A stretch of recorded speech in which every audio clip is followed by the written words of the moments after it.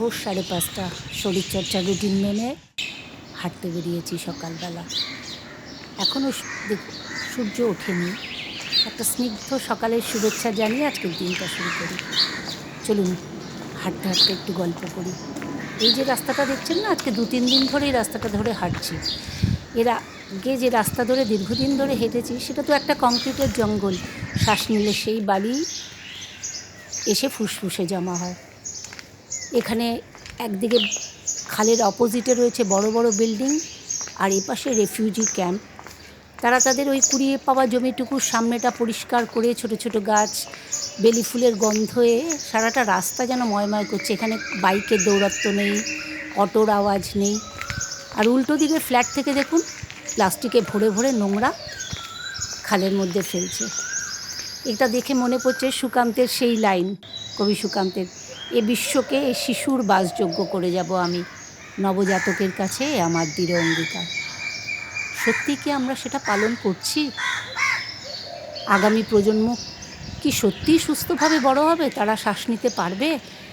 কোথাও কোনো একটা খেলার মাঠও নেই। এখন কিন্তু আমরা কেউ দেখতে পাই না যে মাঠে স্কুল ফেরত শিশুরা দৌড়চ্ছে, খেলছে। আমরা যেটা করেছি ছোটোবেলা।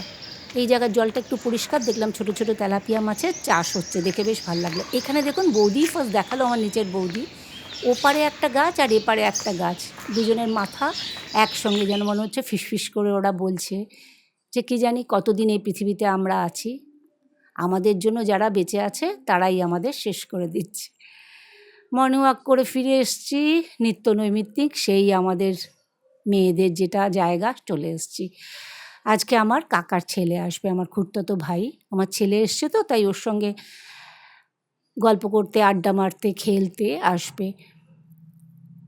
আর রান্না আর কী দেখাবো, ওইদিকে একটু টক ডাল বসিয়েছি, এখানে একটু পাবদা মাছ ভাপা করব মাইক্রোওয়েভে সর্ষে দই দিয়ে। আর একটু তো মাংস করতেই লাগে, কারণ এখনকার ছেলেমেয়েরা মাংস ছাড়া খাওয়া কমপ্লিট হয় না। আর একটু ইলিশ মাছ কালকে করেছিলাম, সেটা রেখে দিয়েছি। সকালবেলা একটু হেঁটে আসলে না শরীরটা খুব ভাল লাগে, একটু ঝরঝরে মনে হয়। কারণ বিশেষ করে এখন যে রাস্তাটা দিয়ে হাঁটছি, সেই রাস্তাটা দিয়ে হাঁটতে গেলে একটা যেন বুক ভরে শ্বাস নিলে না মনে হয় যেন ফুসফুসটা একটা রিলিফ পেল। মানে একটু অক্সিজেন বলুন, নিশ্চয়ই বলুন বললে ভুল হবে, অক্সিজেন বলুন, একটু প্রাণ ভরে নেওয়া যায়, যেটা আমরা কলকাতায় তো পাই না। ভালো লাগে, শরীরটা একটুখানি ঝরঝরে লাগে। আর তো নালে ঘরের মধ্যে ঢুকে গেলাম, খোলা আকাশটাও আর ছাদে না উঠলে দেখতে পারি না। 10 বছর আগেও আমার ঘরের বারান্দা দিয়ে না, ঘরের মধ্যে একটা জায়গা ছিল যেখানে বসে থাকলে আমি দূরের আকাশটাকে দেখতে পেতাম। এখন সেইখানে চোখ মেললে কারুর বাড়ির ড্রয়িং রুম বা বেডরুম দেখা যায়, সবটাই ফ্ল্যাট হয়ে গেছে। এই রান্না করছি। আজকে প্রচণ্ড গরম, একটুও হাওয়া নেই। এই বর্ষা আসার আগের এই গরমটা না খুব কষ্ট দেয়, কেননা প্রচণ্ড ঘাম হয়। আর আগুনের সামনে আমি এখানে রান্না করছি, কিছুক্ষণ বাদে বাদে যে ঘরে এসি চলছে সেই ঘরে গিয়ে একটু হাওয়া খেয়ে আসছি ঠান্ডা হওয়ার জন্য।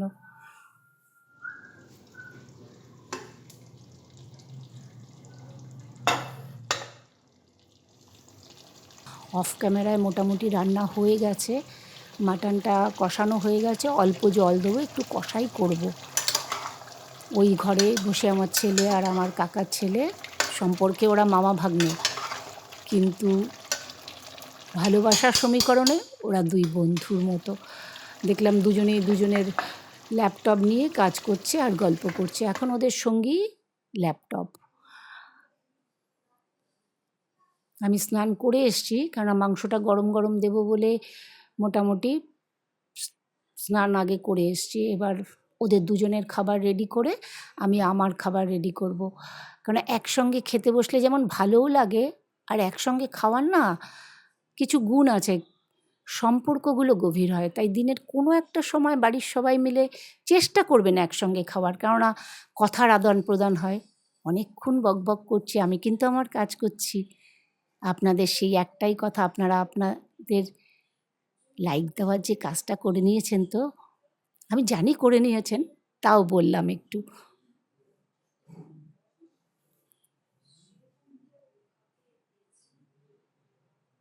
কিছুই রান্না করিনি, খুব স্লো বাড়ছি, দেখুন একটু বাড়ছি, সেটাই ধীরে সুস্থে। ওদেরকে ডেকে এসছি, ওরা আসছে।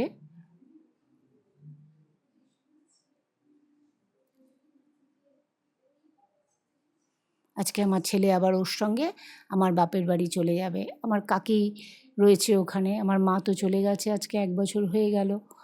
মামা বাড়ি বলতে এখন কাকির কাছেই ও যায়।